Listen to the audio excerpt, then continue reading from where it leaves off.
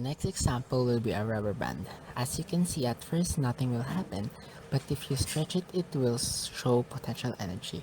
Now the specific potential energy is elastic potential energy. Stretching it builds more potential energy, then if you release it, all of the potential energy becomes kinetic energy.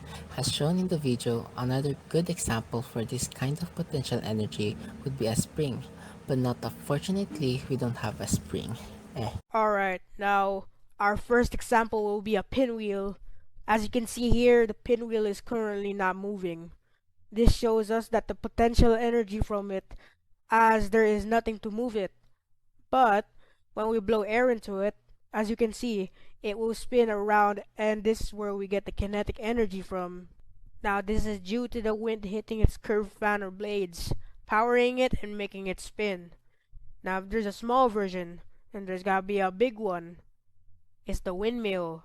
Like the pinwheel, it also uses the wind in order to spin, needing the wind to hit its curved blades in order to move it. The only difference is, the windmill, it creates electricity or energy. It has motors inside that when turned by the big fan, it converts the wind energy into electricity. Many examples of windmill farms being used for electricity can be seen on the internet, with most being able to be toured. An example of a windmill farm which can be also toured is the Pililla Wind Farm in Rizal, Philippines. So to summarize this example, both the pinwheel and the windmill needs wind to make energy. Without the wind, there will only be potential energy. While if there is wind involved, it turns into kinetic energy, and with the windmill, it turns into electricity. Now for an honorable mention for the Minecraft gamers in the class. An example will be using the Elytra. Now just equipping it will do anything special, but combining it with a firework which Elytra equipped would propel you forward because of the firework's kinetic energy or launching power. The more fireworks you use, the more you gain speed.